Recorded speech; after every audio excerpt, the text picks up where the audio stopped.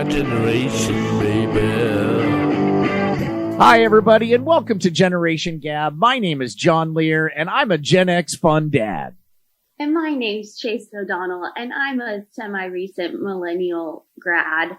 Thank you so much for tuning in to Generation Gab. Yes, and we, as you know, those of you who follow Generation Gab, and by the way, we're really doing well, Chase. I've been looking at the numbers.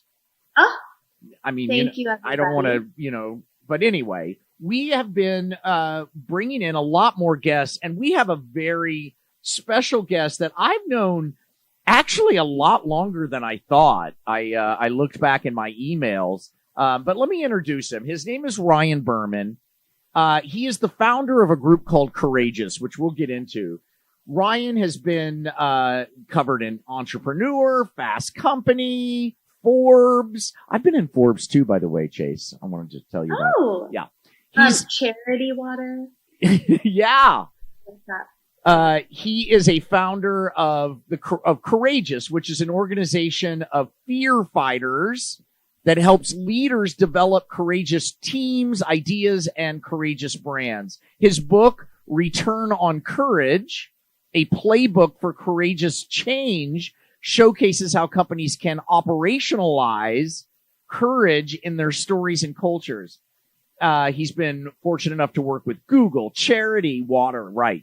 Which you just pointed out. Okay. Kellogg's, you heard of them? Europe, the entire. Oh no, it's Kellogg's Europe. I'm reading his bio. Snapchat, Johnson & Johnson, many others, and you can go to ryanberman.com or courageousbrands.com. Ryan, welcome to the show, Generation Gab.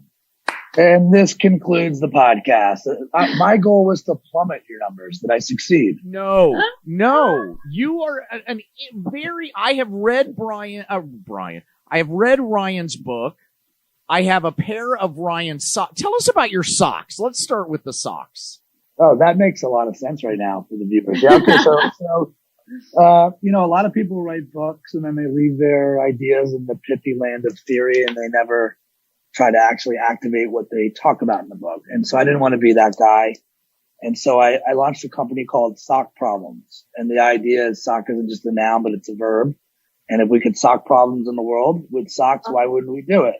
So if you wanted to sock racism or sock hate, or if you're an animal lover, sock extinction, we have a sock for you. And what we do is we send 25% of every sale back to a different charity partner. And then you get cool socks to share and feel good about yourself. Our tagline is care, wear, share. They're excellent socks. I wear them all the time. They're high quality socks, Chase. I didn't know this, and I am heading straight to your sock website after this. Yeah. I'm gonna sock world hunger. Oh, good. Well, we don't have that talk yet, but we have a place where you can put in your suggestions. How about if we can we sock bullying? You want to sock bullying? Oh, I would love to sock bullying. Okay. Cause No Bully, they are amazing out of San Francisco. And, I feel like Chase picked that, Ryan. I feel like she picked that and she looked right at me, on our Zoom when she said, I'm going to stop bullying. What are you trying to say, Chase? I'm a bully. I'm a mansplainer. Is that right? God damn, I'm trying so hard. It's so hard to be a white, middle-aged dude, man. It's unconscious bullying, John. You need to stop that. Do I mansplain a lot, Chase, in our partnership? Be honest. No, you don't. But see, here's the thing, Ryan. She won't say the truth. Because like me, she has a mental illness where she wants to be liked by everybody. So she won't even say it if it's true. So there's no way to find out. We have yet to make a sock unlikability sock, but we're thinking about it.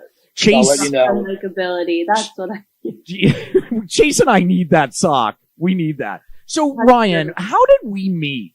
Help me remember, because I look back and we've been sending emails back and forth to each other for like 10 years, dude. It started, rest in peace, Linda Stewart. This amazingly wonderful, beautiful woman who was really actually like the pioneer of changing the world. And, And I was doing my day job as a advertising exec back then, shooting commercials for MCI with her. And she's like, "Oh, you need to meet my friend John. Yeah. He's also trying to do big things in the world." And it was at the time where I felt like brands and Hollywood were two passing ships in the night, and they wanted to play together, but hadn't figured out yet how. And I think she wanted us to figure out a way to work together on some show. Yeah, and we went down that road, but it is weird trying to do brand oriented stuff on television, and the problem's on both sides of the fence. The problem is in my opinion, not with the brands themselves, and not but with the brand's middle, the people in the middle, the people between the brands, the advertising agencies, and the creators in Hollywood. The creators in Hollywood tend to look down their nose at brands, even though, let's face it, we're selling shampoo. I don't know. For me, it's more honest to admit that brands pay the bills. Well, we're sort of back to courage, right? And I think there's a lot of fear when you lose control of the relationship. Yeah. And by the way, I think one of the worst terms in our business is branded entertainment. Because, yes.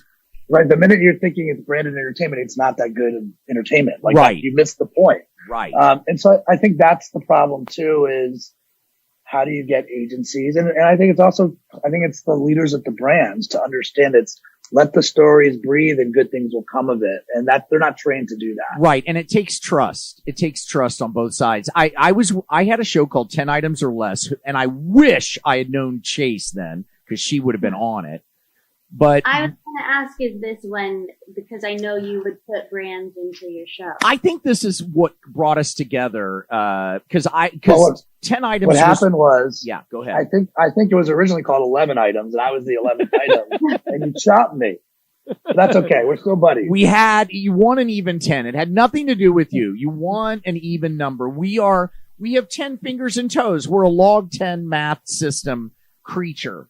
So 11 just didn't do it. Even though it was a prime number, which is often funny. No, we couldn't do it. But we had, branding on every single episode of 10 Items or Less. And it was like a super hit. Like the fans, I'm not talking about the brands, the fans loved the branding, because we had fun with it. We accepted it. We had fun. And my character, the manager of the store, of course he loves all of his brands. So we didn't make fun of the brands. We made fun of my character interacting with the brands. And so it went over great. It was a really great thing, but it took a long time for us to find that, who is that? Is that your child? That's Preston. We're actually on a COVID safe shoot right now for Johnson & Johnson. Oh, nice. Hey. He works for you. Is that one of your employees? We work together. Yeah. Uh-huh. Wow, that's nice. So anyway, Ryan and I connected that way, but I thought he would be a fantastic guest just because he's doing so many interesting things, Chase. But also because as a former advertising guy, he knows that's where these Gen X, millennial, all these terms come from. It's advertising, in my opinion. It's our fault. We did it. We made them up. And try to understand. Well, look, the best part about our business is the observationalist part. Like, you get compensated to hear what's not said, and you're trying to help companies get clear. And it's hard for them to be clear because there are so many decision makers. So the board is saying one thing and the CEO is saying something else, and the consumer is saying something else, and their parents are saying something else. And so, the reason we get compensated is to try to bring some clarity to the situation on how you should be making decisions. And yes, somewhere along the way, millennials and Gen Z, these labels, it's always advertising's fault. So I represent all of advertising, and I apologize on behalf of all of us. Well, there is a story. I know I'm doing a lot of the talking, Chase, but I want you to jump in. I'm just trying to give you some insight of where we're coming from. But one of the things, can you guys hear me okay? Okay, my Zoom paused for a sec. But one of the most interesting stories, and it's kind of like one of your core stories from your book, which I read, is this interaction you had. I can't remember the name of the company. Was it Land's End or was it Eddie Bauer? Eddie Bauer. Could you tell Chase and Bob that story? Because it's really interesting, and I think it'll launch us in here. Well, I think what's nice is that Bob will be the real judge of if it's interesting. We can actually get something from him. Because right now it's easily, I don't want to play poker against Bob. So Eddie Bauer, we were pitching their business, and it was the second time actually around for us. And they invited us back. We lost the first time. We were like a little baby agency at the time. And second time they'd seen some development from us. And Eddie Bauer, as you can imagine, like their tagline is live your adventure. And so often now we're all scrolling someone else's adventures on social media. We're scrolling other people's stories, you name the screen. And so I'm like, well, how about we go live an adventure ourselves during this pitch? Now, the good news for me is as one of the owners of the company, we basically decided not to share who we were pitching with our team. And we'd actually, my business partner at the time, the deal was, hey, we're going up for dinner in LA for another company. It was a piece of business that was basically being handed to us. But pack a bag, we'll stay in a hotel and that's it. Meanwhile, without them knowing, everyone that was going to go on this adventure, we went shopping for at Eddie Bauer's. We totally got them all dressed up with all the right stuff. And again, they didn't even know I was involved in the pitch they thought they were going to. And the day that the pitch was happening, we were going up to LA that morning. My business partner sends out an email that said he had shellfish poisoning. And if you knew my business partner, you know that was very believable that he would have had shellfish poisoning. And they go pick up Ryan. Those kind of things just happen to your partner. Boom, shellfish poisoning. And they had to basically pick me up in my house on the way to LA, explain to me what the pitch was. And the whole time they were being told, we got it, you don't have to prepare. And my house was on a corner. So when people came in, they didn't notice what was on the other side of the street. And, we had hidden cameras everywhere. And as they came in and I'm like, show me the deck. And I'm like, guys, what is this? We're not prepared at all. Let's cancel this meeting. This is terrible. And it's like crickets. And I'm like, what's going on? Do you guys know what's going on? And one of the guys is like, I don't know what's going on. I'm like, okay, the good news is I do know what's going on. And where do you think you're going? We're not going. Go out that side door over there and you'll see. And when they opened the door, there was a Winnebago ready for them. And one by one, they went in and they changed into their Eddie Bauer gear. And we went out to Julian in California. And we lived this adventure. We went hiking and barbecuing. And we had some beers. We had some steaks. And it was an awesome trip. And, the irony, obviously, first is that every single one of them also needed an adventure. They needed to just chill out with their employees. Who doesn't? And when we sort of pitched we opened up our pitch with this video, and the client is still a friend of mine to this day. He was like, you guys won the pitch in the first 7 minutes. You completely got what we were all about. And, so yes, we hoodwinked our staff. They thought they were doing one thing. We went, into another place. I will say this. Our account director at the time was supposed to sort of be like the main guy that was explaining what was going on, had a couple too many beers and didn't make it in the video. Oh, yeah. So we plan B'd it, but the Eddie Bauer did not know that. Doesn't mean it doesn't matter. You got the account. You punked your employees and you got the account. Correct. That is yes. So you are such a fun boss. I don't know if they'd agree with you. Should I get Preston in here? We could ask Preston if he's a fun boss. Was Preston on that Eddie Bauer excursion? No, he's too young. That kid looks like 19. Yeah, he's after whatever's after Gen Z. We labeled him Gen Z, right? After Gen Z. That's young. Now, Ryan, that great story, and it just hold shows. On. Did Bob Bob? Where are you on this story? Well, I haven't seen my boss in 2 years. So it would be nice to kind of know that, people still exist at work and you can go let loose with them a little bit. No, No, those days are over. This is it now. We all stay in our homes.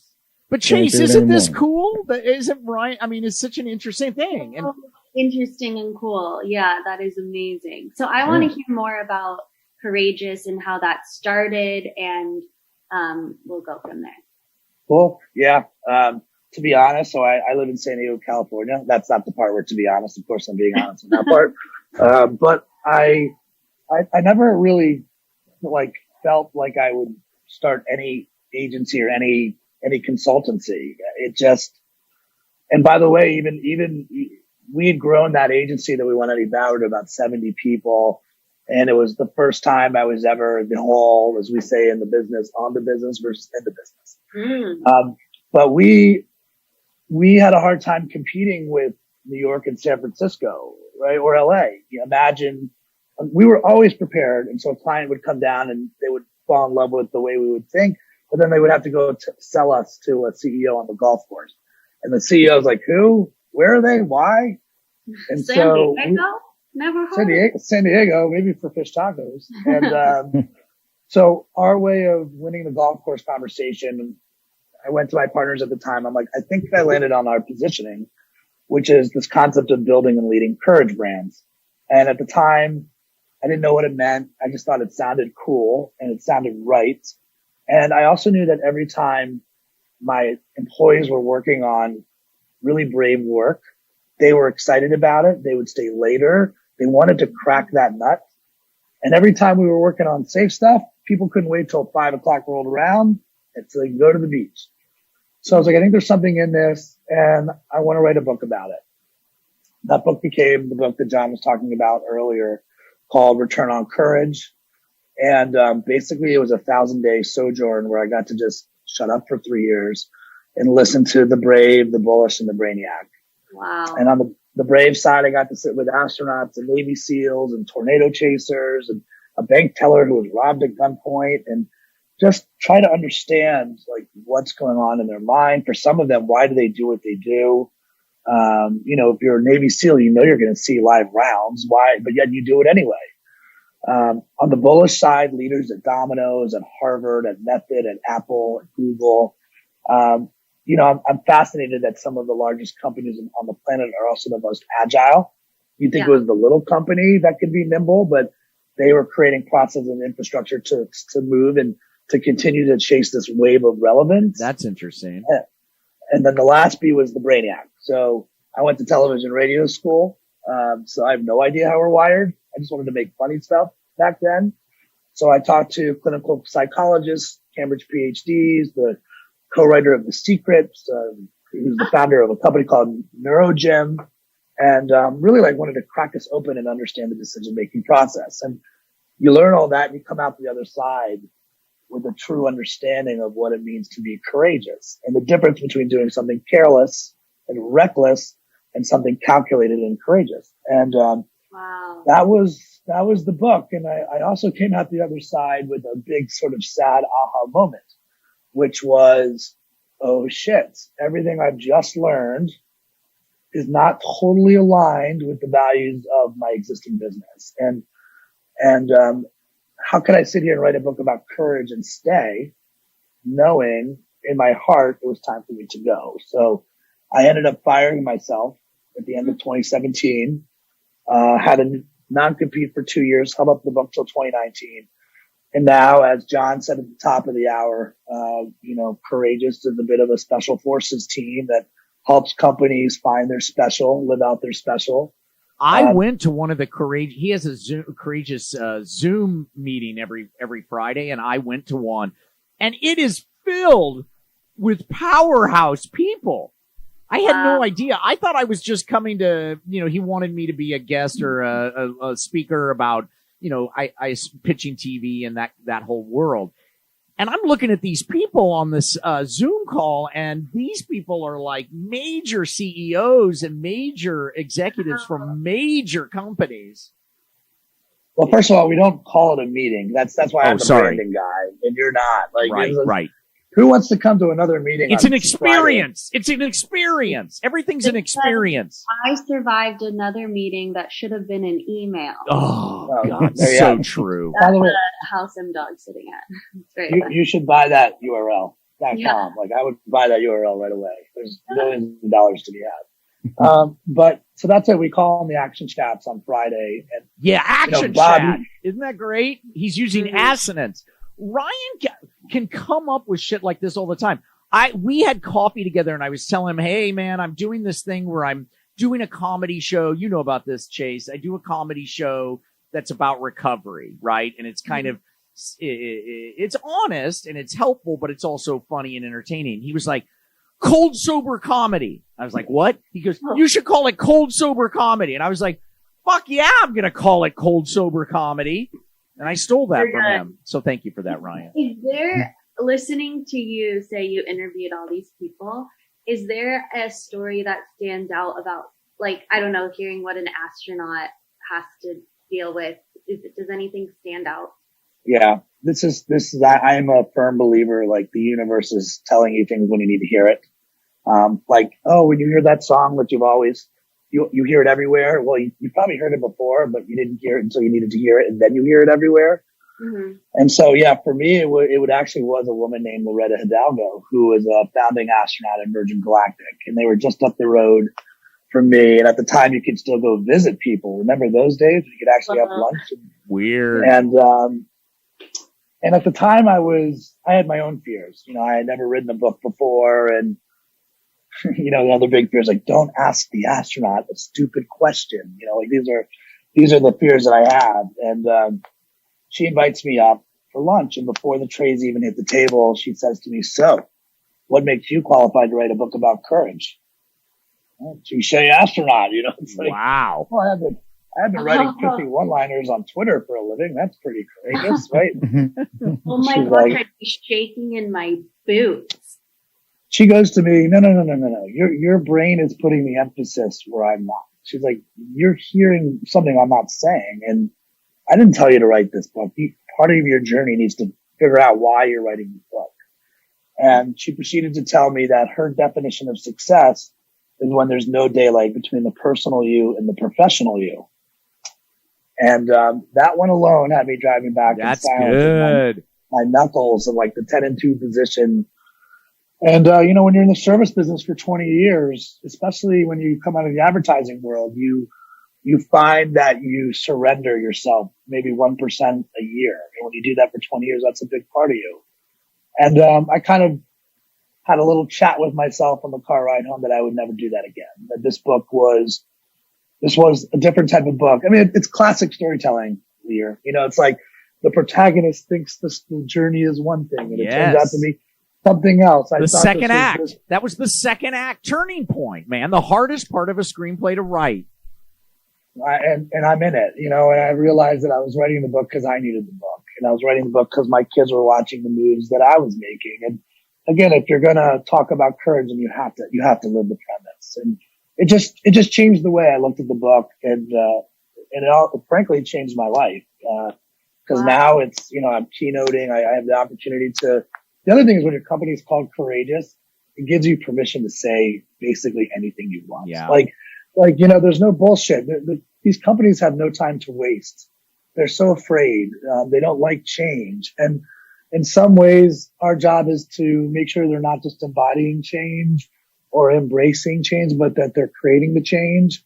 And that type of work starts like, okay, that's on you. Like, we need to start now. And It's nice. You're like a coach. You're basically coaching up the team and having honest conversations. Well, coming from like a generational point of view, which is what Chase and I love to talk about on this show called Generation Gap. Which of the generations do you see that are easier or more likely to be courageous, and those that are less like? Is it just an age thing? Like, are baby boomers less likely to be courageous and look for change, whereas Gen Z more so because they have less to lose, or is that not the case?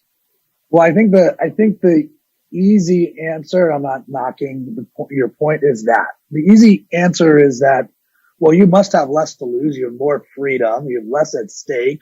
maybe less disposable income, but more disposable time. So it must be easier. But I actually think the challenge I would look at a little differently. I would say, and you guys are a perfect example of this, like to Chase, it's not changed. It just is. She's built to look at 11 screens at one time. That's her normal. It's not your normal because you've got habits that have been created over time. You're like, what do you mean 11 screens at one time? I have one screen that I can focus on. Right, right. And this is what you get a lot of when you're talking advertising. People are like, why does advertising focus so much on the newer generation? And it's because I'm already programmed to buy. If I will buy ketchup, I'm going to buy Hunt's because I've been programmed since I was a kid. I'm going to buy French's mustard because I've been programmed as a kid. But these guys, their brains, their neural pathways aren't as deep. So the brands can get in there and say, no, Grey Poupon is the mustard for millennials or whatever it is. It sounds like you're saying that we're manipulating people, John. No, just persuading. Because Grey Poupon is better than French's. I mean, there's so much more. I guess it comes back to like persuading which generation to be courageous. Yeah. It's easier to do for the younger generations. Well, I think first of all, the way I describe the day job, just to put a pin in this, is I'm basically a translation service. That's it. Like my job, I've been lucky enough, Chase, to have people just like you on my team. And I understand, like, if you're going to give 7, 8, 10 hours a day, like if you don't believe in it, you're out, you're gone, right? Like, so when you have a staff of people like, oh, you're a fun boss. Like, yeah, because otherwise you're out, like you're talented and you're gone, right? Then I have an attrition problem. Now who are we going to find to fill? So it's such a good way to look at it, Ryan, because it's effective. What's effective? You have to engage, you know? The problem is that my parents, when life was in black and white and there were subtitles everywhere, the way that they were taught that work was to keep your head down, work for 25 years, get a really nice watch. And it's like, well, okay, that's what no, that's not what I'm going to do. And that's not what the next generation's going to do. And so now those people are running companies. And so they're like, I don't understand what motivates them. I'm like, well, it doesn't motivate them as a watch because their phone tells them what time it is. They don't need a watch. Right. And so it starts by like winning over their trust, and you try to put it into dollars and cents. I'm like, if they're not inspired, if there's not true purpose, they leave. What happens if somebody leaves? Okay. You have a hole to fill. That slows you down. That's attrition. So we're trying to it's like chess where you're like trying to show them what the 6th, the 7th move is. It's not devious. It's like, oh, what inspires the next generation is making a difference. You wear your values on your sleeve and you want to make a dent. It's so funny because when I was introducing you, Chase responded to, of your credits, when I said charity water. That was the first thing that popped to you, Chase. Yeah, well, they have like a really great ad on YouTube. It's their like 20-minute thing about it, but it's always stuck with me. I really like what they do, and here's the amazing thing on that too. Do you guys know who Lawrence Fink is? That name ring a bell? No. Anybody? It rings a bell. Can we get him on the show? I can't get to him, but if you get to him, will you let me know? He's the CEO of BlackRock. They have like $6 trillion in assets. And every January, Mr. Fink sends a note to all of his CEOs. And the last 2 years, the demand from Mr. Fink is, if there's not purpose in your companies, we're going to drop you. You have to figure this out. Now, when you send a note like that gets picked up by the New York Times, the Wall Street Journal, you're not doing it for positive press. You have $6 trillion in assets. He's doing it because he understands, Chase, what your generation demand. And he knows that if companies don't figure this part out, guess what? Like, you're gone. You're out. That business won't be relevant. And so the two big topics of today are purpose, and not bullshit, but real purpose, and diversity, equity, and inclusion. Are you actually listening to other perspectives, understanding their perspective and making the world better? through that lens. I love that that's been a change for this generation. Yeah. But it's not changed for them. That's what I'm saying. It's just always been. We messed up your world. Yeah. You're fixing it. Are you angry at us, Chase? Are you angry at Ryan and I and Bob for screwing up your world? Never. I mean, I feel like the new generations are gonna attack millennials and be like, you didn't do this. So I think everyone has their own. Boy, that's true. My Gen Z kids, they're like so impressive. I mean, I'm very impressed with millennials. I'm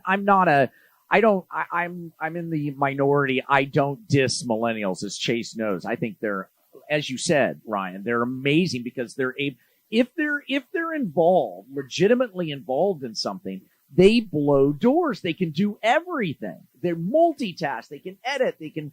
Chase is a perfect example. She's a Renaissance person. She can write. She can act. She can improvise. She can dance. Chase, show them something. Get up there and dance. No. But Gen Z can do it even better. Well, yeah, they've gone to a whole. Yeah, it's so true. It's crazy. When I was a kid, I could just talk. That's all I was good at. Me too. Now you guys can dance and act and sing and edit. Can I ask, like, so this is for companies, but can I ask a personal courageous advice? Yeah, of course. As someone that does stand up, I get really terrified and I almost have anxiety attacks before I perform sometimes. What would you say about courage for something like that? Yeah. Can I answer very soapboxy? Can I be soapboxy for a minute? Okay. So remember, I got to go on this amazing little journey, and it's like, you know, when they talk about deconstructing the salad, like I basically deconstructed courage. And so, you know, I think it starts by understanding sort of the three levers of what courage is. And this is in the book, so John knows this already, but I'll do it. I have the book, Chase, but you got to buy a new one. I'm not going to give you the one wrong. I will. I can't wait to buy it. You'll get socks. Oh, yeah. The idea of courage is it has to be all three of these levers if it's really courageous. There's knowledge, there's faith, and there's action. And look, you're never going to have every bit of knowledge to make a call, which is why you need faith. And then how many times have you known the right thing to do? You had that joke that you felt you studied and it felt good, but then you never deliver it. You never took action on it. And so the irony is that 2 or 3 in any direction isn't courageous. Knowledge and faith without action is paralysis. Faith and action without knowledge is reckless. And knowledge and action without faith, if you're numb on the inside, you're working on status quo. You're working on safe. And in the comedy business, that's not a good place to be. So what if I was just to tell you that anxiety is not anxiety? That anxiety is a data point of faith. It is the little voice that's going, this is crazy. Okay, I'm going to go out there. I don't know if I can do it. Yes, you can. Like that is telling you you're on your path to doing what you're supposed to be doing. In the business world, it's the same as imposter syndrome. The little voice is like, I'm not qualified for this. Can I really do this? And I step into these shoes. Right. So to me, the knowledge part is you're doing your research. And I think this is a good joke. The knowledge is the think part. The faith is like, how do I feel about this? I think this would land with me. I feel this would land with me. Well, now you got to get on stage and do it. The action part is the do. Think plus feel plus do. So you're living it every day. And every time you go on there, you're also, because it's an experiment, is you're collecting more knowledge. You're like, well, that joke didn't work. Maybe I have to work on it. Right. Yeah. So then you work on that part before you bring it back out. I mean, you're living the idea of what courage is. Isn't that great? Chase, isn't Ryan an awesome guest? Wow. That is so beautiful. And thank you so much. And That's Ryan, the other thing that Chase doesn't know, kind of does know, but basically in reflection from people like me, is she's amazing on stage.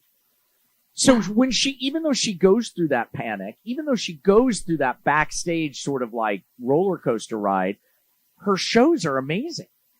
And she's moving up in the stand-up world. She's being asked by bigger stand-ups to open for her, all those things that, going up the ladder. So she's succeeding. It's just, I would say, don't forget to enjoy the ride. Cause it's always, that's the thing is like, just enjoy it while you're in it. And John will give you my stuff.